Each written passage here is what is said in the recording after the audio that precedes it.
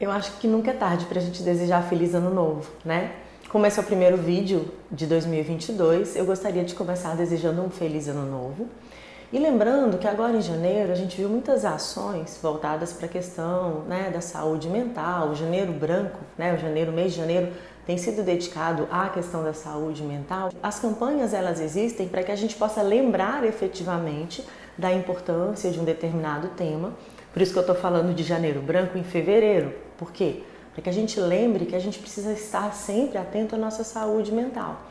Existem muitas coisas que a gente pode fazer que obviamente vão repercutir diretamente na nossa qualidade de vida, nas nossas relações pessoais e nas nossas relações profissionais, né?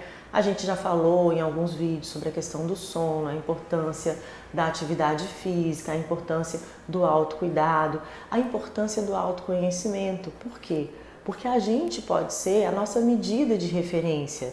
Se eu percebo, por exemplo, que eu estou tendo, não costumo ter, mas eu estou tendo alterações mais importantes de sono, sinais de irritabilidade, sinais de fadiga, dificuldade de iniciar as coisas, talvez o mais indicado seja procurar um profissional da área da saúde, a fim de que juntos a gente possa entender o processo e descobrir se eu estou passando por alguma situação específica e eu preciso de repente de uma ajuda, de um aconselhamento, de uma orientação, ou se eu preciso efetivamente de um acompanhamento mais acurado, né?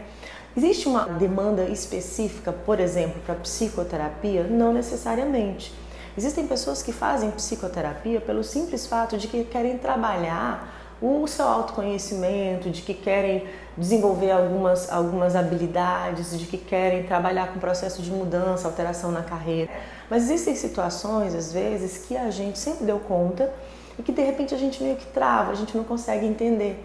E normalmente quando isso acontece, a gente se sente frágil e a gente confunde essa fragilidade ou essa dificuldade com um sinal de fraqueza. E muitas vezes a gente lida sozinho com sintomas que a gente poderia, de repente, compartilhar com outras pessoas.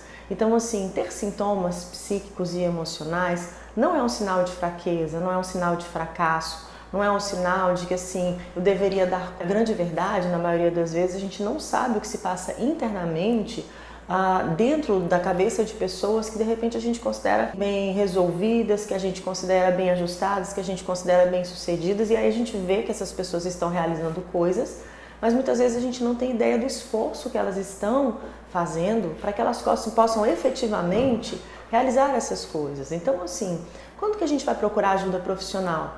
Quando a gente percebe que a gente precisa estar fazendo um esforço muito maior do que o necessário para executar uma determinada tarefa. Quando a gente tem dificuldade de lidar com as questões do dia a dia.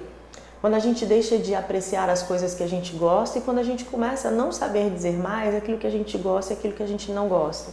Como eu falei no começo do vídeo, cuidar da nossa saúde mental é estar atento para a gente o tempo todo. É não deixar de fazer atividades físicas mesmo quando a gente não está com vontade de ir. Uma coisa que eu sempre lembro é que quando a gente não está legal, a gente fica esperando que haja alguma motivação que nos mobilize em direção a alguma coisa.